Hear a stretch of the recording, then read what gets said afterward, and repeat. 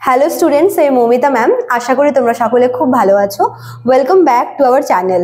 আজকে আমি তোমাদের থার্ড সেমিস্টার মেজর ইংলিশ থেকে পেপার 5 এর আরও একটি নিউ পোয়েম নিয়ে আলোচনা করব, যার নাম হচ্ছে the regeneration by Henry Vaughan. ঠিক আছে, দেখো এটা হচ্ছে একটা মেটাফিজিক্যাল পোয়েম এবং সে সঙ্গে কিছু স্পিরিচুয়াল জিনিসপত্র কিন্তু আমরা এখানে দেখতে পাই।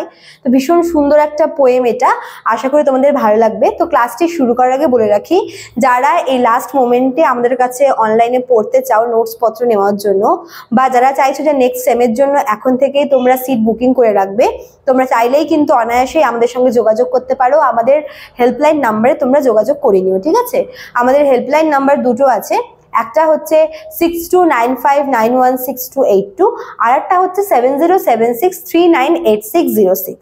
চলো দেরি না করে শুরু করে দিই আজকের ক্লাসটা।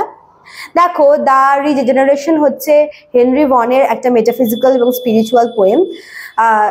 রিজেনারেশন কথাটার মানে হচ্ছে তোমার পুনর্জাগরণ। ঠিক আছে, তো এখানে পুনর্জাগরণ বা কোনো কিছু নতুনভাবে জাগ্রত হচ্ছে, যেটা হচ্ছে মেনলি পোয়েট তার নিজের যে ভেতরকার যে সত্তা বা নিজের যে সোল বা আত্মা, সেই আত্মার পুনর্জাগরণের কথা কিন্তু বলেছে। ঠিক আছে, এটা একটা ধর্মীয় কবিতা, যেখানে কিভাবে হচ্ছে ভগবানের ওপর ভরসা রেখে বা ঈশ্বরের ওপর বিশ্বাস রেখে ঈশ্বরকে মেনে চলে জীবনে সুখ স্বাচ্ছন্দ্য লাভ করা যায় তার ব্যাপারে বলা হয়েছে। তো এই পোয়েমটাতে যে পোয়েট যে আছে হেনরি ভন, তিনি নিজেকে একজন ব্যক্তির সাথে তুলনা করেছেন, মানে ব্যক্তি হিসাবে তিনি এই পোয়েমটাতে নিজেকে রিপ্রেজেন্ট করেছে। একদম এটাকে আমরা যদি কয়েকটা পার্টে ভাগ করে দিই, তো একদম প্রথম যে পার্টটা, সেখানে আর কি পোয়েট বলেছে যে এখানে একজন ব্যক্তির ব্যাপারে বলা হচ্ছে, যিনি কিনা একটা অন্ধকার রাস্তা দিয়ে হাঁটছেন।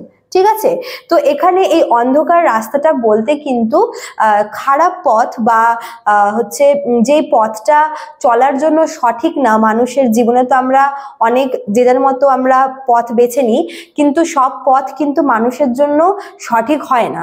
ঠিক তেমনই এখানে বলা হচ্ছে যে সেই লোকটি যে পথ দিয়ে যাচ্ছে, যে রাস্তা দিয়ে যাচ্ছে, সেই রাস্তাটা হচ্ছে সঠিক না, বেঠিক রাস্তা। ঠিক আছে, এবং প্রথম যখন সেই রাস্তা দিয়ে চলছিল তখন তার একবারের জন্য মনে হয়নি, কিন্তু মাঝ রাস্তায় গিয়ে তার মনে হচ্ছে যে সে যে রাস্তাটিতে চলছে সেটা আসলে তার জন্য ঠিক না, সেটা হচ্ছে ভুল রাস্তা। তো এই অংশটার মাধ্যমে হচ্ছে পোয়েট বলতে চেয়েছে তার নিজের ব্যাপারে, যে সে বর্তমানে তার জীবন পথে সে যেখান দিয়ে যাচ্ছে বা যেভাবে সে জীবনটাকে দেখছে বা চলছে, সেটা তার জন্য একদমই ঠিক না, সেটা সঠিক রাস্তা না। ঠিক আছে, এটা হচ্ছে তিনি মনে করেন। এরপর যদি আমরা সেকেন্ড পার্টে আসি, সেখানে হচ্ছে মানে সেই অন্ধকার রাস্তাতে এরকম অনেক কিছু দেখা যাচ্ছে, অনেক সৌন্দর্য, অনেক প্রাকৃতিক সৌন্দর্যের ব্যাপারে আর কি পোয়েট বলেছে। এবং সবশেষে এখানে একটা পাহাড় দেখানো হয়েছে, এটা কিন্তু কাল্পনিক। ঠিক আছে, একটা পাহাড় দেখানো হয়েছে এবং সেই পাহাড়ের চূড়োর উপরে ফোকাস করা হচ্ছে। ঠিক আছে, পাহাড়ের যে পিকটা যে আছে, সেই পিকটাকে দেখানো হচ্ছে এবং বলা হচ্ছে যে ওই পাহাড় অতিক্রম করে, পাহাড়ের দুর্গম রাস্তা অতিক্রম করে যদি ওই পাহাড়ের চূড়াতে পৌঁছানো যায়, তাহলে মানে ওই পাহাড়ের চূড়াতে পৌঁছানো মানে হচ্ছে ভগবানের সান্নিধ্য পাওয়া। ঠিক আছে, মানে এখানে এটাও কিন্তু একটু সিম্বলিক। এখানে বলা হচ্ছে যে দেখো, এই যে পাহাড়ে চড়তে গেলে, পাহাড়ের ওই চূড়াতে পৌঁছতে গেলে কিন্তু অনেকটা দুর্গম পথ, অনেকটা কঠিন পথ পেরোতে হয়। ঠিক তেমনই আমরা যদি ভগবানের দর্শন পাই, মানে ভগবানের দর্শন ঠিক না, এখানে ওই পাহাড়ের চূড়ো বলতে মানে আমাদের লাইফের আলটিমেট গোলের কথা বলা হচ্ছে। ঠিক আছে, যে আমরা যদি আমাদের জীবনের আলটিমেট গোল বা লক্ষ্যে পৌঁছতে যাই, তবে আমাদেরকেও কিন্তু ওই পাহাড়ি রাস্তার মতো দুর্গম রাস্তা দিয়ে আর কি পথটা পেরোতে হবে। ঠিক আছে, এবার হচ্ছে আমরা একদম সেকেন্ড লাস্ট যে পার্টটা, সেখানে পোয়েট কি বলছে, সেখানে সে তার পার্সোনাল লাইফের এক্সপিরিয়েন্স নিয়ে বলছে যে সে তার নিজের জীবনে তুমি হচ্ছে তার পার্সোনাল, তার যে রিলেশন, লাভ রিলেশন, সেটাও বেশি দিন তার লাস্টিং করেনি। তো সেখান থেকে অনেক রকম ভাবে সে অনেক কিছু ভাবে কিন্তু সে তার জীবনে আর কি এরকম বেঠিক পথে গেছে এবং কোনোভাবেই কিন্তু সে শান্তিটা পায়নি, সে আলটিমেট যে পিসটা, সেটা কিন্তু সে পায়নি। এবং সে মনে করছে যে যদি কোনোভাবে সে ভগবানের ওপর বিশ্বাস রেখে এই রাস্তাটুকু পার হতে পারে তবে কিন্তু সে তার লক্ষ্যে পৌঁছে যাবে। একেবারে যদি লাস্ট পার্টে আমরা আসি, তো লাস্ট পার্টে এটা হচ্ছে পোয়েট বলছে যে আমরা আমাদের জীবনে অনেক প্রবলেমের সম্মুখীন হই, অনেক কিছু আমরা ফেস করি, ঠিক আছে? সবসময় যে মানুষের একভাবে জীবন চলবে এমন না, সবসময় যে সুখ চলবে এমন না, বা সবসময় যে দুঃখ চলবে এমনও কিন্তু না, ঠিক আছে? সবকিছু কিন্তু অল্টার করে আমাদের জীবনে আসে এবং এই সুখ দুঃখের সাথে মিলিয়ে জীবন, এবং আমাদেরকেও সেভাবে নিজের জীবনটাকে মেনে নিতে হবে।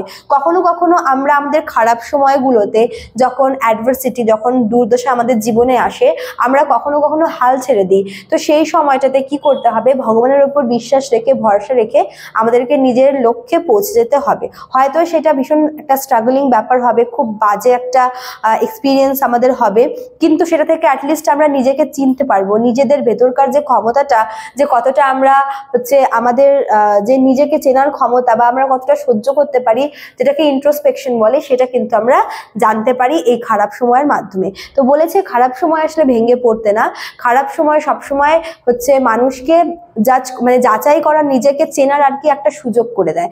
তো এই সময়টাতে ভগবানের উপর ভরসা রেখে আমাদেরকে চলতে হবে। তো এই পোয়েমটা হচ্ছে পুরোপুরি একটা সেলফ রিয়েলাইজেশন একটা পোয়েম, যেখানে নিজেকে চেনার বা নিজের আত্মাকে পুনর্বার জাগ্রত করার ব্যাপারে হচ্ছে পোয়েট হেনরি ভন কিন্তু বলেছে। তো স্টুডেন্টস, আশা করি তোমরা পোয়েমটা বুঝলে। আমি তোমাদের খুব শর্ট করে বলার চেষ্টা করলাম। তো নেক্সট ক্লাসে আমি তোমাদের আরেকটি পোয়েম নিয়ে আলোচনা করব। আজকে এতটুকুই থাকলো, দেখা হচ্ছে নেক্সট ক্লাসে। Thank you.